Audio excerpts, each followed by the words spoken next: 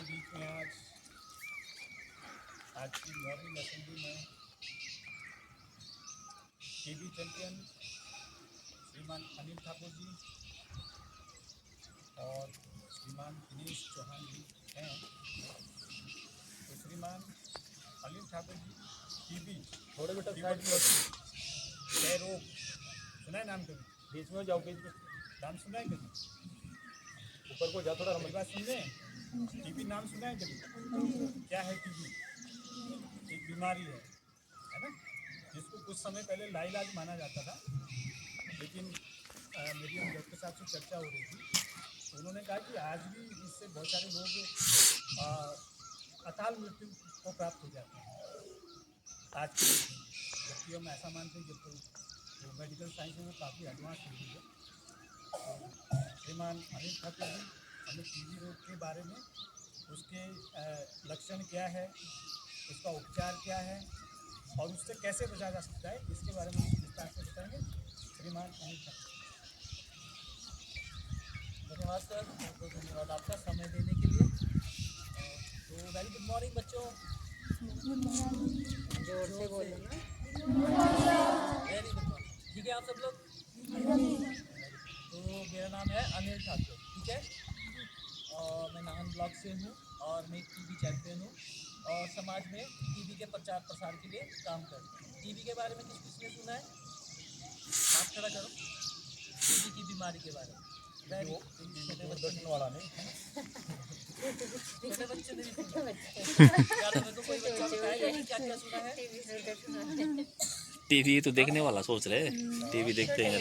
जो सुना है टीबी के बारे में, जो जानता है वो बताओ मेरे को।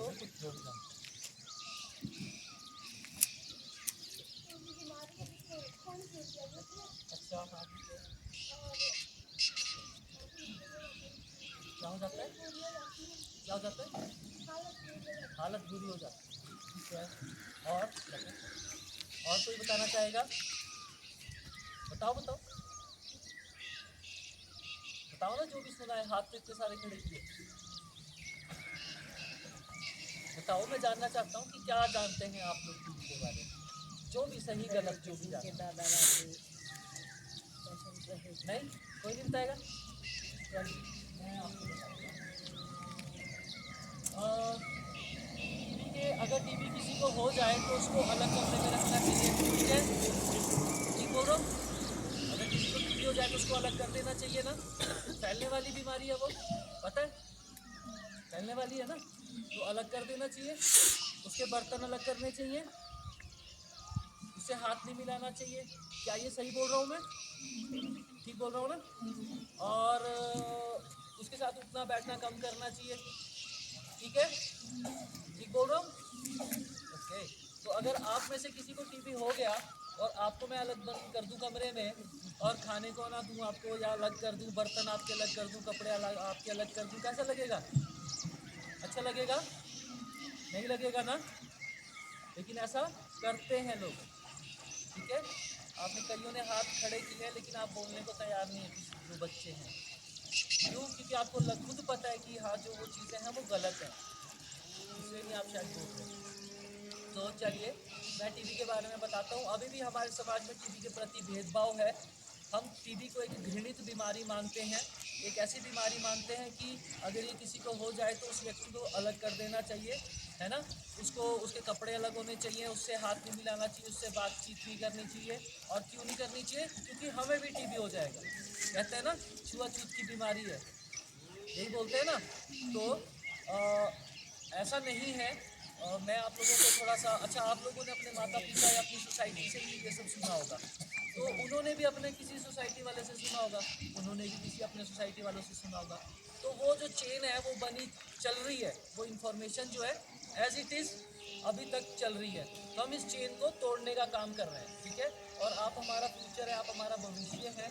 तो हम यहाँ पे इस चेन को तोड़ना चाहते हैं कि अब जब आप आगे इस इंफॉर्मेशन को दें तो सही इंफॉर्मेशन दें, वो ना दें जो हमें हमारे पूर्वजों ने दी, ठीक है। टीबी की बीमारी तब से है जब से इंसान का अस्तित्व था, जब से इंसान पैदा हुआ है। लेकिन जो टीबी के प्रति भ्रांतियां थी, डर था भेदभाव का, वो जो उस वक़्त था वही भेदभाव और भ्रांतियाँ आज भी हैं। जबकि उस वक़्त दवाइयाँ नहीं थी, उस वक़्त इलाज नहीं था, है ना? उस वक़्त एक्सरे नहीं होते थे, टेस्टिंग नहीं होती थी। लेकिन आज हमारे पास सब कुछ है। आज हमारे पास दवाइयाँ हैं, हमारे पास एक्सरे करने के लिए हम फटाफट टीबी को पकड़ सकते हैं। अच्छे टेस्ट हैं हमारे पास, ठीक है? तो लेकिन वो भ्रांतियाँ जो हैं वो आज भी वैसी की वैसी ही हैं। तो हमें क्या करना है? टीबी की सही जानकारी अपने पास रखनी है। अगर हमें टीबी की सही जानकारी होगी तो हमारे अंदर वो डर भी नहीं रहेगा।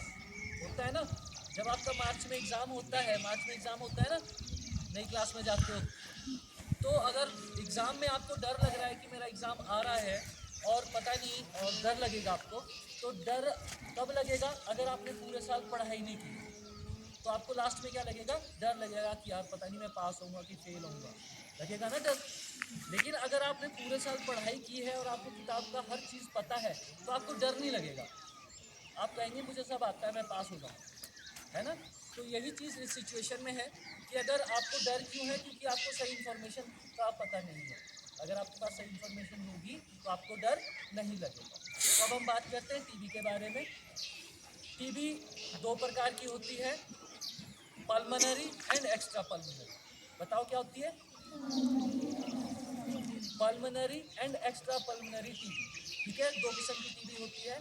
तो अब अगर आपके आस पड़ोस में या आपके गांव में किसी को पता लगे कि किसी को टीबी हुई है, तो पहले ये पता करना कि पल्मोनरी है कि एक्स्ट्रा पल्मोनरी है। ओके, अब पल्मोनरी और एक्स्ट्रा पल्मोनरी क्या होता है? पल्मोनरी वो टीबी होती है जो फेफड़े की होती है। फेफड़े होते हैं ना हमारे यहाँ पे, तो पल्मोनरी टीबी उसे कहते हैं जो फेफड़े की होती है। और एक्स्ट्रा पल्मोनरी टीबी वो होती है जो बॉडी के किसी और पार्ट में हो जाए, ठीक है? टीबी बाल और नाखून को छोड़ के शरीर के किसी भी अंग में हो सकती है। याद रहेगा? याद रहेगा ना, एक्स्ट्रा पल्मोनरी और पल्मोनरी। अब जो पल्मोनरी टीबी है, भारत के अंदर 80% लोगों को फेफड़े की ही टीबी होती है, 20% लोगों को शरीर के और अंगों की टीबी होती है, ठीक है? अब फैलने वाली टीबी कौन सी है? पल्मोनरी, फेफड़े वाली। और पल्मोनरी फैलती नहीं है, ठीक है? याद रहेगा? अब ये फैलती कैसे है? बताएगा कोई कैसे फैलती है बड़े बच्चों में? नहीं? चलिए, टीबी का जो कीटाणु है उसे कहते हैं माइक्रोबैक्टीरियम ट्यूबरकुलोसिस। ये उस कीटाणु का नाम है। अब क्या होता है कि आप घर में झाड़ू लगाते हो, कई बार झाड़ू लगाते हो, एक रोशनी आती है खिड़की से, तो उसमें कीटाणु होते हैं छोटे छोटे, देखिए दिखते हैं ना, जब झाड़ू लगाते हैं छोटे छोटे कीटाणु दिखते हैं। तो बिल्कुल वैसा ही वो कीटाणु होता है। अगर मुझे टीबी हो जाता है, मैं कहीं पे बैठ के खांसता हूँ, छींकता हूँ, या ज़ोर से गाना गाता हूँ या चिल्लाता हूँ, तो मेरे मुंह से कुछ थूक के पार्टिकल्स, कण बाहर आते हैं। उन कणों में जो कण भारी होंगे थूक के, वो बैठ जाएंगे। जो हल्के होंगे वो उड़ जाएंगे, इवेपोरेट हो जाएंगे। और जो मीडियम होंगे वो हवा में ही रहेंगे, ठीक है? अब अगर मैं उस हवा के संपर्क में आता हूँ तो वो कीटाणु सांस के माध्यम से, सांस लेते हैं ना हम, तो सांस के माध्यम से हमारे बॉडी में चले जाएंगे, शरीर में चले गए। तो अब ये ज़रूरी भी नहीं है कि कीटाणु हमारे अंदर चला गया तो हमको टीबी हो ही जाएगा, ठीक है? तो हमें डरने की ज़रूरत नहीं है। अब ऐसा क्यों है कि हमें अगर कीटाणु चला गया तो टीबी नहीं होगा, ठीक है? अगर हमारी इम्यूनिटी, रोग प्रतिरोधक शक्ति पता है क्या होती है?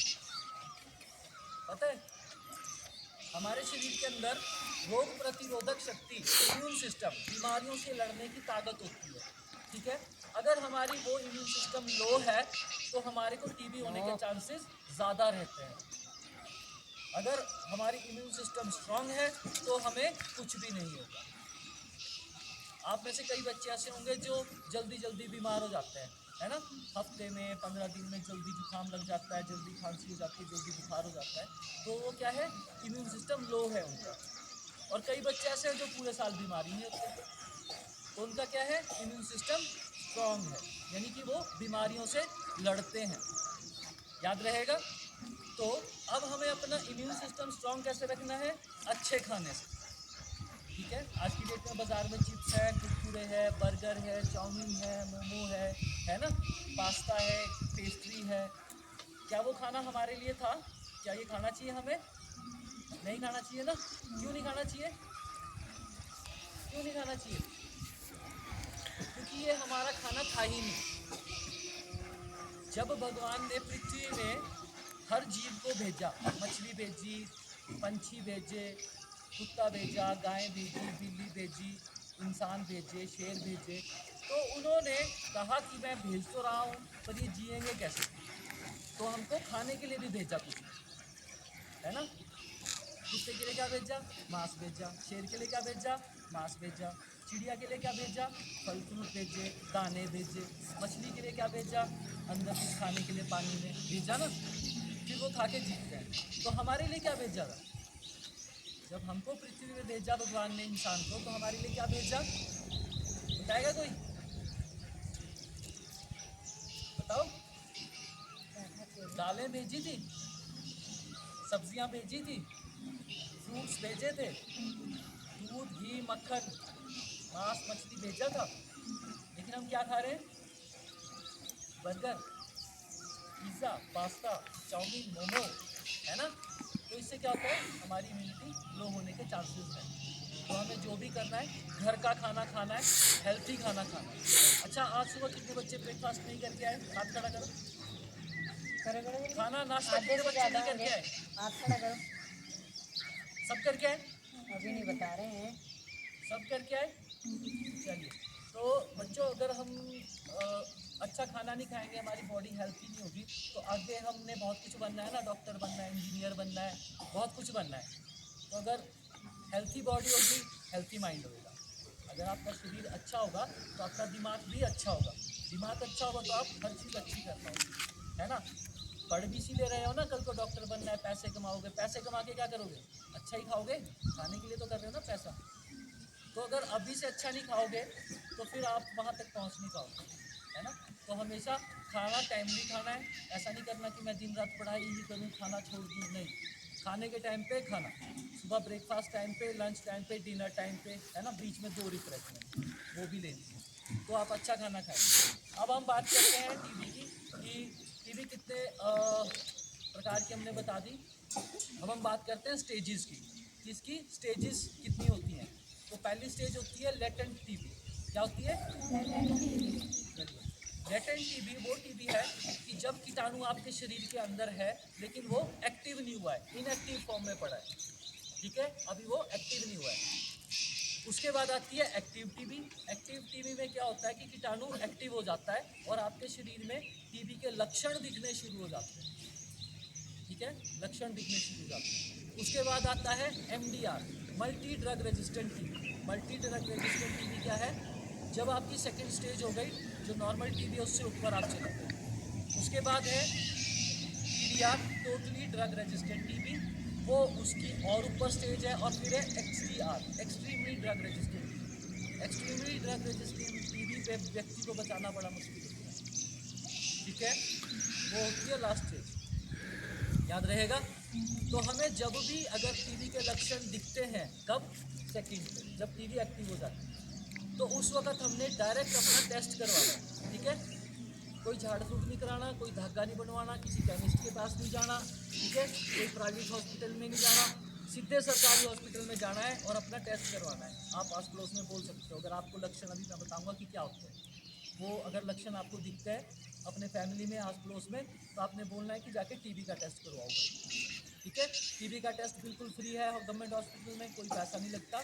और अगर आप नाहन या पाउंटा हॉस्पिटल में नहीं जा सकते हो, दिक्कत आ रही है, तो आप अपनी आशा वर्कर को बोल देंगे। आशा वर्कर को जानते हैं सब, होती है ना गाँव में आशा वर्कर। आशा वर्कर को बोलेंगे मुझे टीबी की जाँच करवानी है, वो आपकी मदद करेगी, ठीक है। फ्री टेस्ट होंगे, फ्री दवाइयाँ हैं अगर डिटेक्ट होता है।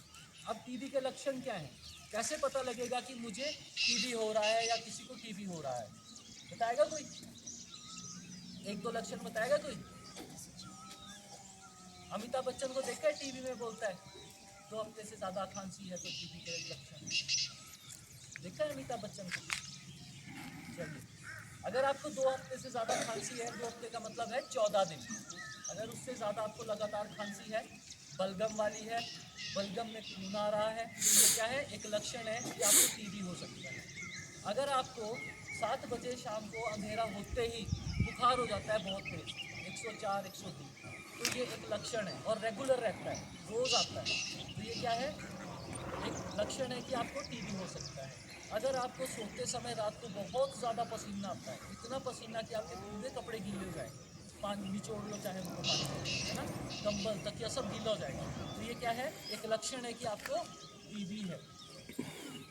ठीक है, टीबी होने के चांसेस हैं। उसके बाद अगर आपको चलने में दिक्कत आ रही है, आप चलते वक्त थकान महसूस कर रहे हैं कि 4 कदम चल रहे हैं फिर थक रहे हैं, 4 कदम चल रहे हैं फिर थक रहे हैं, तो आपको हो सकता है टीबी। ठीक है, अगर आपका वज़न बहुत जल्दी कम हो रहा है ना, बहुत जल्दी आप कमज़ोर हो रहे हो, तो हो सकता है कि आपको टीबी हो। अगर कई सिचुएशन में क्या होता है कि गांठ बन जाती है, फोड़ा बन जाता है यहाँ पे कहीं पे भी ना, या हड्डियों में सूजन आ जाती है, जॉइंट्स में सूजन आ जाती है, तो वो क्या है, पल्मोनरी टीबी के लक्षण, तो हो सकता है वो भी टीबी। तो ऐसे में आपने क्या करना है, जल्द से जल्द अपनी जांच करवानी है, याद रहेगा। हेलो, अब वो कौन लोग हैं जिन्हें टीबी होने के चांसेस ज़्यादा रहते हैं, किन लोगों को टीबी होने के चांसेस ज़्यादा रहते हैं, जो लोग शराब या सिगरेट का अत्यधिक सेवन करते हैं।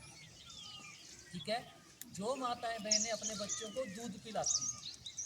ठीक है, जो लोग हाइपरटेंशन के शिकार हैं, हाइपरटेंशन क्या होती है, जो दिन रात सोचते रहते हैं, गुम अपनी दुनिया में गुम रहते हैं। ठीक है, शादी ब्याह में जाना पसंद नहीं करते, किसी से बात करना पसंद नहीं करते, चिड़चिड़े हो जाते हैं, है ना, नींद नहीं आती रात को, वो है हाइपरटेंशन। दूसरा, बीपी और शुगर के साथ जो लोग जी रहे हैं, जो लोग बीपी और शुगर है जिनको, उनको भी टीबी होने के चांसेस हैं। सीनियर सिटीजन कौन है, बुजुर्ग लोग 60 साल से ऊपर, ठीक है, उनको भी टीबी होने के चांसेस रहते हैं। जिन लोगों को कैंसर है उनको, या HIV है, उनको भी टीबी होने के चांसेस रहते हैं। और इसके साथ किसी का कोई ऑपरेशन हुआ है, हार्ट की सर्जरी हुई है, लंबा ऑपरेशन ना, लंबे समय तक ट्रीटमेंट कर रहा है, स्टीरॉइड्स चलिए, तो उसको भी टीबी होने के चांसेस हैं। अब आप मेरे को एक बात बताएंगे, सवाल है आप लोगों से, मैंने आपको कहा कि एक व्यक्ति है जो दिन रात शराब सिगरेट पीता है, उसको टीबी होने के चांसेस हैं। मान लीजिए एक व्यक्ति है जो पिछले 10-20 सालों से रोज़ शराब पीता है, ठीक है, लेकिन उसे आज तक टीबी नहीं हुई। लेकिन एक व्यक्ति है जिसने अभी 1 साल से ही शराब पीनी शुरू की और उसको टीबी हुई। क्या कारण हो सकता है, बताएगा कोई, बड़े बच्चों में सोचो,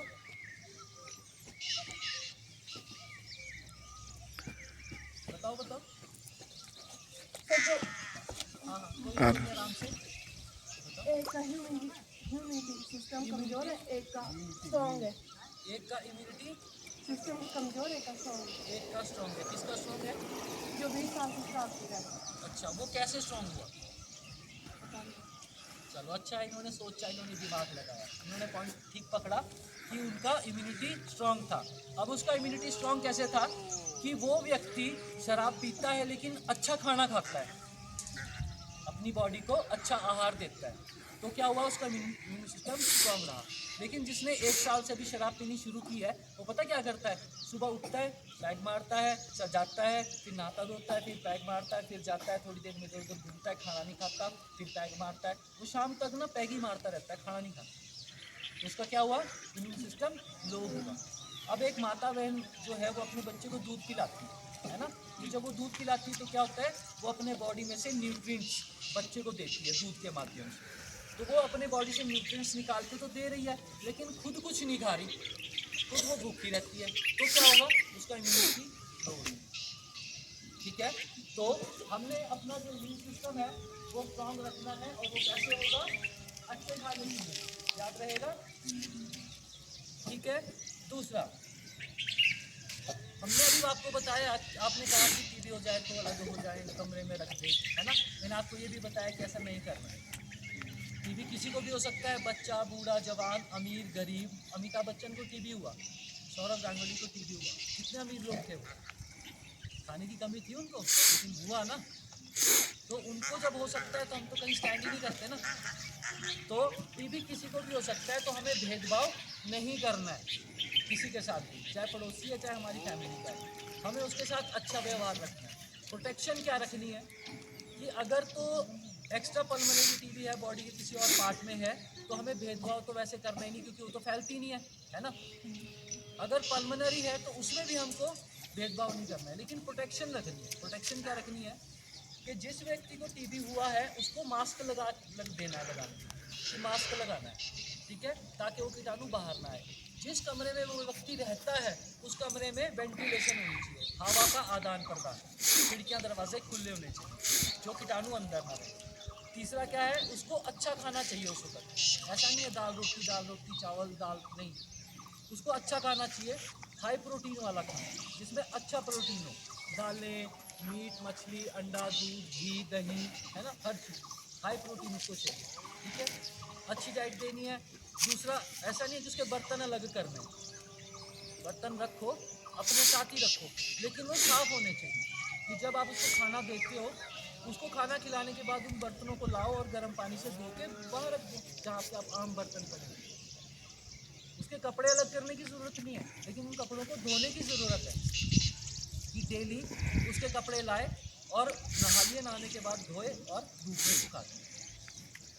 हो गया बात खत्म। उसकी बेड आप रोज़ चादर चेंज कर दो, धो दो। और वो कब तक करना है?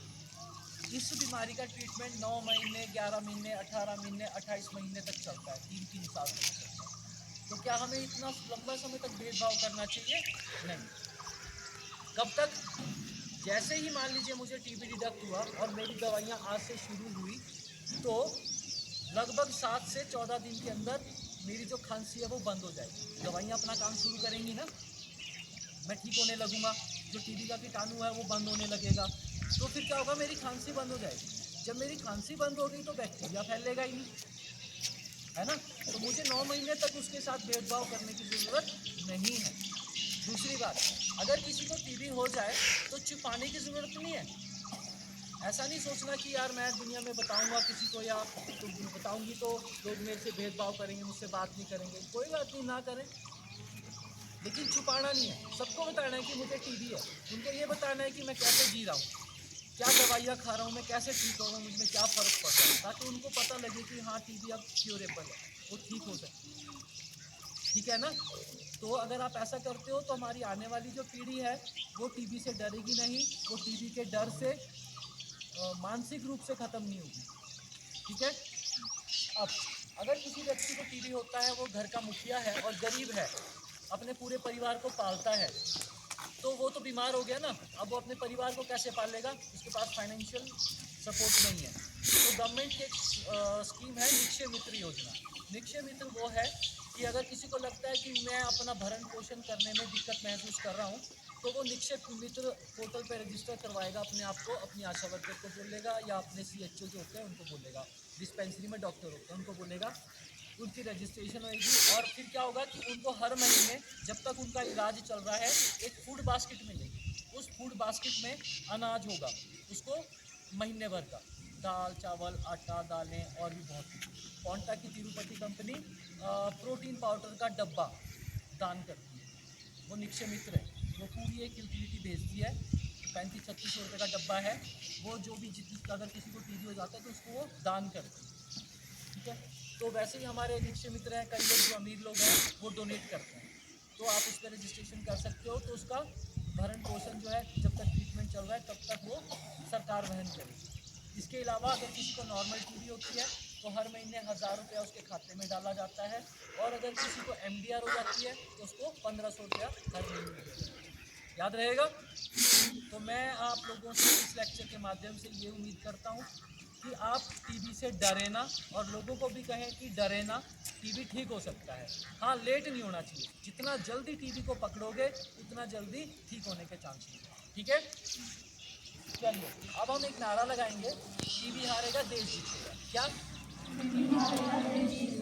Very good. तो हम ये करेंगे 3 बार, टीबी हारेगा देश जीतेगा, टीबी हारेगा देश जीतेगा, टीबी हारेगा देश जीतेगा। तो जब हम कहेंगे टीबी हारेगा तो हम कैसे करेंगे? ऐसे। कैसे? टीबी हारेगा, हम कैसे करेंगे? ऐसे। टीबी हारेगा, ठीक है। स्टार्ट करें इकट्ठे एक साथ। तो 1 2 3। टीवी हारेगा देश जीतेगा, टीवी हारेगा देश जीतेगा, टीवी हारेगा